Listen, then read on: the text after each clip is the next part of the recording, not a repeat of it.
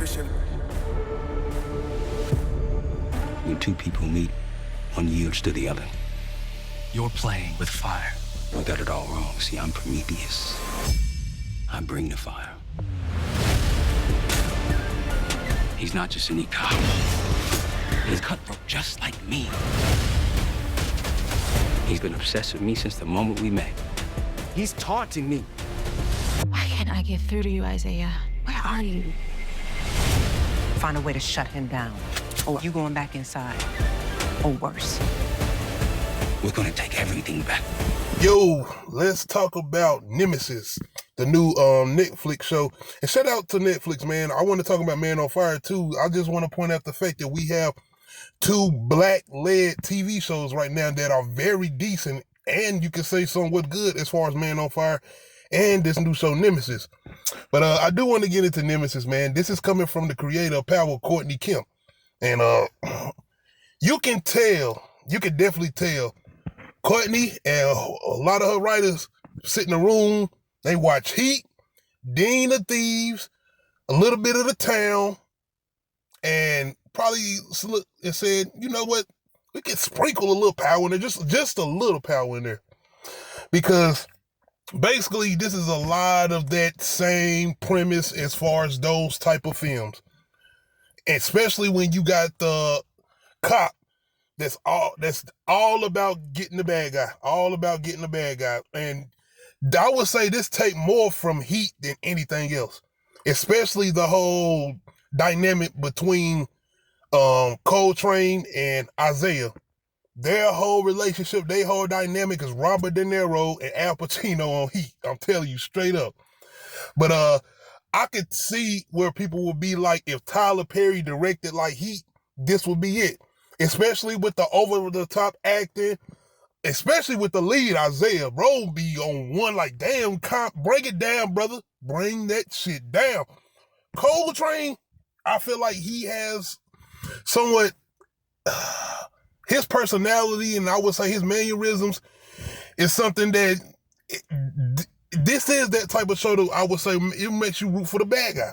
It does, and that's one thing I like with Courtney Kemp, especially even dealing with a show like Power. But you got to think, like, I would say the dialogue in that first episode, even the acting in that first episode of Power is just triumphs above what we get with this. I'm going to just be straight up honest with you, but it ain't that I'm comparing it to Power, but you can't help to do that when you know this is the creator of Power. And I would say it probably is missing a little of that 50 Cent on there. I'm just telling you, because of how I feel like just the style and the writing. Like I said, that first Power, Amari Henry coming in there as Ghost, and my boy Joseph coming in as Tommy, even the dialogue in this shit, oh my God. But yeah, it's a lot of those same scenarios, a lot of those same tropes when it comes to heist films. Even with the whole thing down to the one guy who's the dumbest of the dumbest, a part of the heist crew, who you know gonna fuck up every time. Like, it's a dude here named Dion who fucks up every single job, bro. And it's like, it comes to a point, and Coltrane, as far as the leader of the group, he's a smart guy. He is a smart guy, and I do like the fact that you give us scenes in here where I would say it's a switch up. Like I said, the show does a good job, and that's one thing I want to give Courtney Kemp credit for. As far as by the time we get to, I would say like episode 5, it's like a big heist that goes down. It's the type of heist where you would think that they would wait for like the last episode, but it's like, nah. It's like a whole switch around where we got this real big heist that goes down. And you're like, okay, where this about to go? Because we done got to a real like deep point right now as far as within the plot where you would think this is almost on some season finale shit, but this is like episode 5. So I do want to give it credit for that. And it keeps you invested, man, just because I love that whole dynamic of, can he get away with this?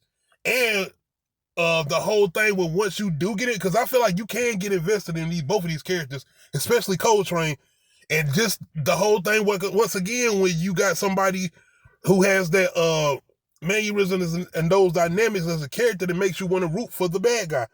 And it's a thing with Isaiah where the nigga's so over the top that you like, damn, you don't want him to catch like, get away from this nigga. And another thing is Isaiah's whole characteristics, it's like, nigga, you are a contradiction of yourself. Like, we can't even root for you as the good guy because you ain't no good guy somewhere. You not. Especially once we get towards the end of the show. It's like, nah, you almost want to root. It almost makes it like the show turns and has it as Coltrane. Like I said, this is my perspective. I'm not saying that's what the show does, but in my point of view, the show kind of has a flip on the whole bad guy versus good guy and kind of turns the bad guy into the good guy purposely and makes the good guy look like the bad guy. Maybe that is the thing of the show.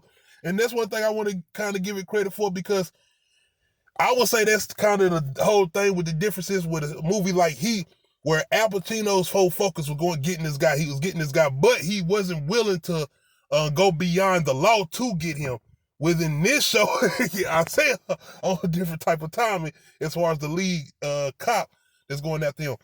I like the women in the show too, especially Coltrane's girlfriend. It's a lot of those things where it's like you have these women who step up within certain shows where, like, I would say, Tasha stepped up in Power. She did. Tasha had moments where she definitely stepped up. And I can say, you can see some of those characteristics in Ebony too. Not that I'm comparing this to Power, because I feel like this is not like Power. Give or take, if Ghost was a bank robber, you know what I'm saying? But outside of a lot of those things, man, like I said, it's just a lot of over the top things. It's moments in here where I would say, just like with Power, you had, and I got to do this comparison, because you know how Power had that had the whole thing where they broke old girl out of the jail or whatever. Like come on, it was so many things that's supposed to go wrong with that, where you wouldn't have been able to do that the way they had it set up. In this one, it's certain moments where you like, come on, dog, where they have these certain heists, or even these certain moments where it's like you would not get away with that. That's not going to go down like that. It can't happen like that. Just like when I say with Heat, where it's so much more with realistic, where it's like, okay, maybe they can possibly get done with that. And even when shit goes down, you see how it goes left quick. And this is a moment in this show, Nemesis, where it does go left. And that's why I was like, episode 5, it kind of like, damn, where this about to go? It's like, we done got to a pivotal point right here. But once again, with all the things as far as seeming like it's very over the top acting or whatever, even the light of the bad dialogue or whatever, it still can keep you invested, definitely. And once again, I feel like with comparing it to all of the heist movies you can possibly name, it does feel like it does some couple of things I would say kind of different. And it veers off to certain moments where you don't know where this could possibly go. And it definitely ends, as far as episode 8 leading up, it got to go season 2. And I would look forward to a season 2. I ain't even gonna front to you just to see where it goes, but I can kind of see, because it's once again like those other heist movies or whatever.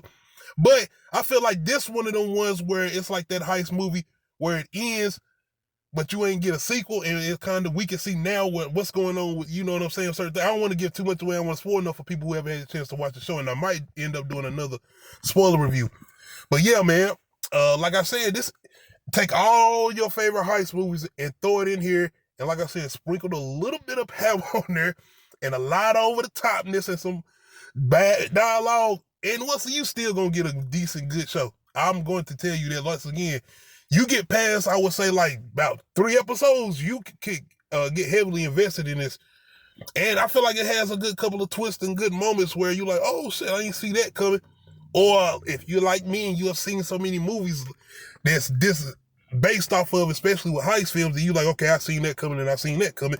But I'm still invested enough that I want to see if this guy can get away with this, or can this guy catch him, as far as Isaiah versus Coltrane. But yeah, y'all let me know if y'all had a chance to check out Nemesis and how y'all feel about it.